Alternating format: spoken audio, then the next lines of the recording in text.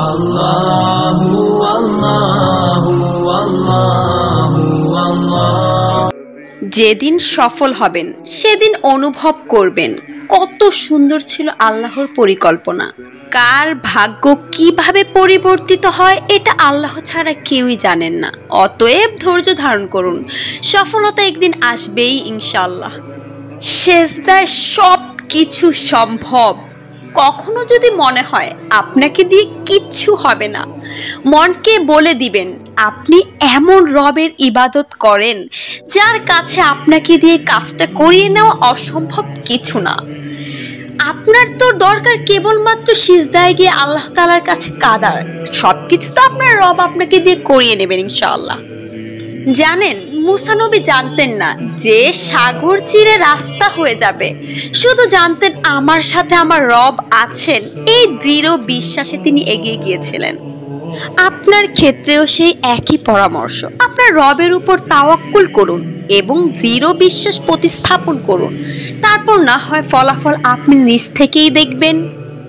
আপনার পছন্দের যে জিনিসটি আপনি হারিয়েছেন তা আল্লাহর ইচ্ছে ছিল, তবে এখন আপনি যা পাবেন তা আপনার ধৈর্যের প্রতিদান। যেটার বৃষ্টিতে ভিজবেন খুব শীঘ্রই ভিজবেন ইনশাআল্লাহ।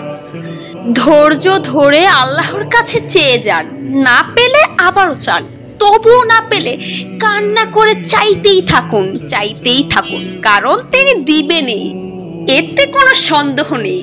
চেয়েছিলাম একটুখানি, অথচ আমার রব আমাকে এক সমুদ্র সমান নিয়ামত দিয়ে আবারও বুঝিয়ে দিলেন তার পরিকল্পনা সবচেয়ে উত্তম ইনশাআল্লাহ।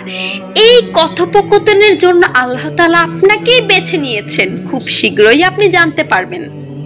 একটি কথা আছে না, আপনি কিছু পান অথবা না পান, মন খুলে আল্লাহ তাআলার কাছে চেয়ে যান।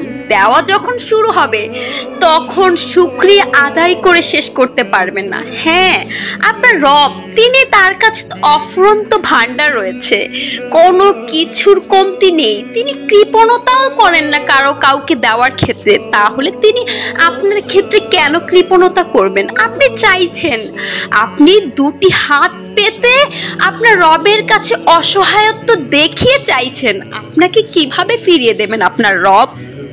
আল্লাহ তাআলার উপর তাওয়াক্কুল এবং সবর করেন, দেখবেন আজ যেই জিনিসটা দম বন্ধ করা কষ্ট দিচ্ছে সেটাই কাল ভেবে হাসি পাবে এবং আল্লাহর নিয়ামত বুঝতে পারবেন ইনশাআল্লাহ। আপনি তো ক্লান্ত হয়ে গিয়েছেন, দুর্দশা আপনাকে ছেয়ে নিয়েছে, রাতের আধার শেষ হচ্ছে না। শুনুন, আপনার জন্য এই পরামর্শটি, মানুষের পিছনে ছুটবেন না। দিন শেষে শুধু কষ্ট আর আঘাত পাবেন, বরং রবের দিকে ছুটে চলুন। তিনি আপনাকে রহমতের চাদর দিয়ে আগলে রাখবেন ইনশাআল্লাহ।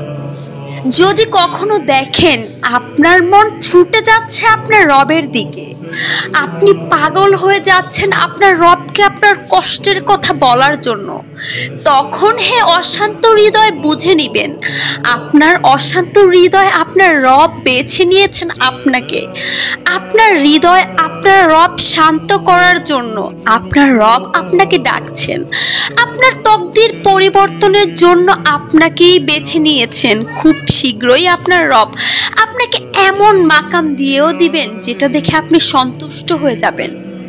শুধুমাত্র এই নিশানিটি যথেষ্ট আপনার রবের ভালোবাসা আপনি বুঝার জন্য। আপনার রবের ভালোবাসা যে আপনি সিক্ত হতে চলেছেন এবং আপনার তকদির যে উন্নয়ন সাধিত হতে চলেছে, এটাও লক্ষণ। একমাত্র এই লক্ষণ ধারায় প্রভাবিত হয় এবং এই লক্ষণ ধারায় সেই দিকে নির্দেশিত হয় যে খুব শীঘ্রই আপনার সময় পরিবর্তন হয়ে যাবে। খুব শীঘ্রই আপনার চাওয়া জিনিসটা আপনি পেয়ে যাবেন, যেই জিনিসটার জন্য আপনি রাত জেগে তাহাজ্জুদ নামাজ আদায় করছেন, যেই জিনিসটির জন্য আপনি কাতর হয়ে যাচ্ছেন। অতি শীঘ্রই আপনার রব আপনার সেই ইচ্ছেটাও পূরণ করে দিতে চলেছেন। যদি কখনো দেখেন আপনি আপনার রবের দিকে ছুটে যাচ্ছে তাহাজ্জুদের দিকে আপনার পা, তখন মনে করে নিয়েন হে অশান্ত হৃদয়, হে মুসলিম ভাই বোনেরা, সফলতা আসবেই, সময় পরিবর্তন হবেই। খুব শীঘ্রই আপনি আপনার রবের ছায়াতলে আশ্রিত হবেন ইনশাআল্লাহ। যেভাবে এগোচ্ছেন ঠিক সেভাবেই এগিয়ে যান।